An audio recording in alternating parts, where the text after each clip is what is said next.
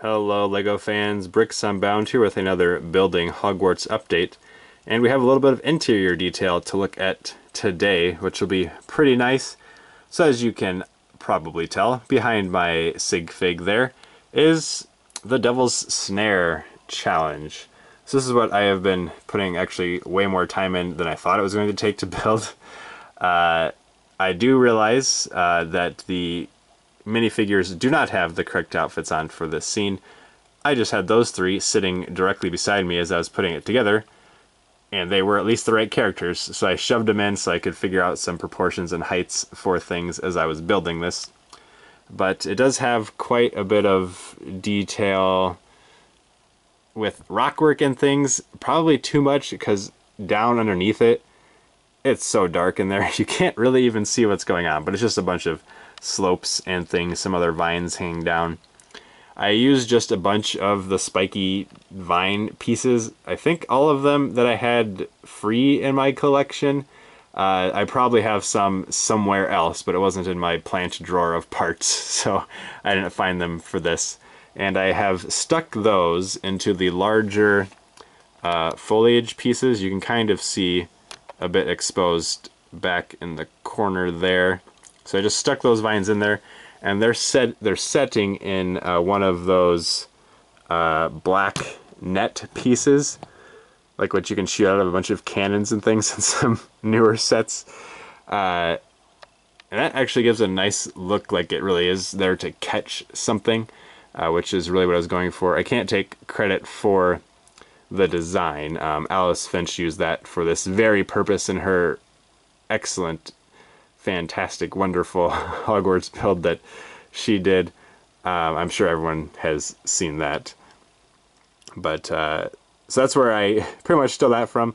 I did run these black string pieces that have the plastic sections on them through the edges of it, just to give a little more stability and make it a little bit easier for me to connect it to the sides of this chamber.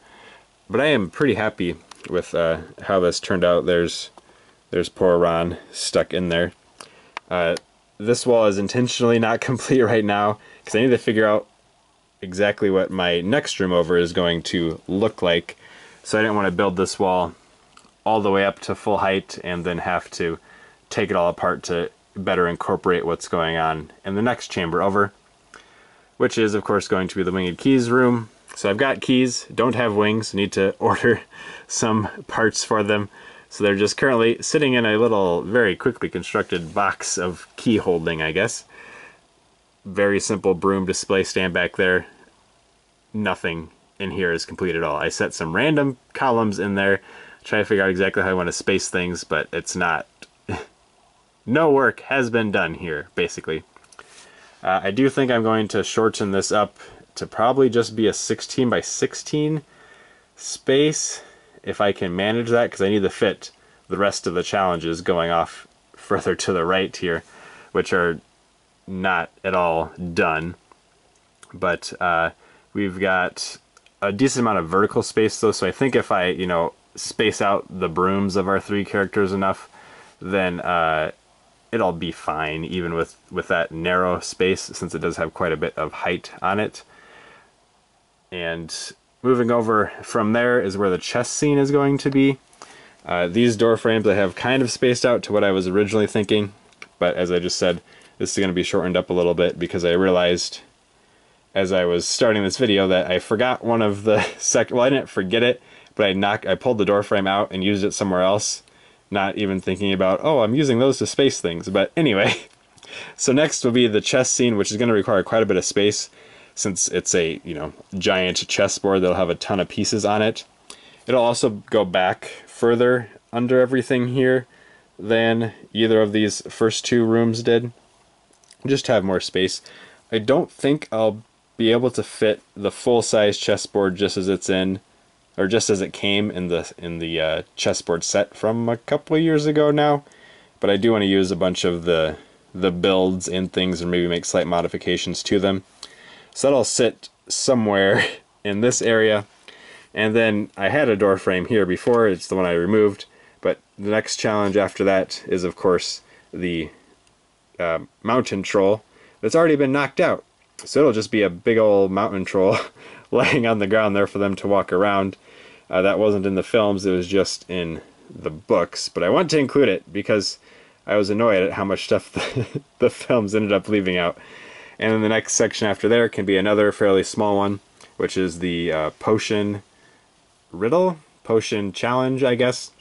So it'll just have a table with a bunch of potion bottles on it, and then flames at either door frame by it. So that should be a fairly quick one to put together, I think. Although I say that, and I'm sure it'll take way too long because I'll think too hard about what the walls in the room should look like.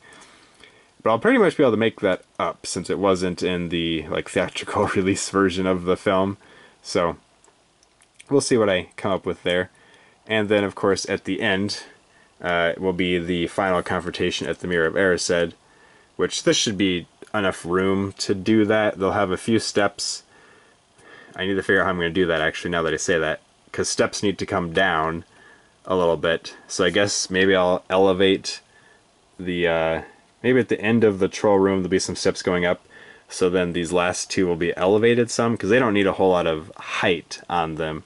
That way I can have the raised stairs going down to the mirror. And that's what'll be down here in this section. At one point I was thinking of the Slytherin common room would be here, so I set that there just as a reminder.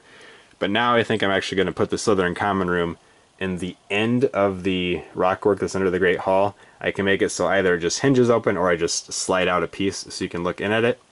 So I think that's where the Slytherin common room is going to go instead of here. But I am looking forward to continuing working on the challenge sections here. As always, I have to order more parts because nothing is really done. And as far as where we're at under Hogwarts, so here is the, I guess, one of the sides of the quad courtyard, the one that kind of faces out. So I did actually tile all this over and build a walkway out front, which maybe we'll show in a future video. But across the way there is the entrance courtyard. Everything's just empty underneath it because I was inspired to start working on interior details instead of just doing a bunch of exterior rock work. And then here's Fluffy up here. I guess one thing I didn't mention is that this building comes to the point where I still have an 8 stud wide gap here, so I can build just one narrow ledge basically of courtyard out here, which actually does work out pretty well because then I can have the trapdoor actually work. You can actually open it up and drop a minifigure down and they'll land in the Devil's Snare as long as I line everything up right. So hey, that worked out well for me not spacing things out right.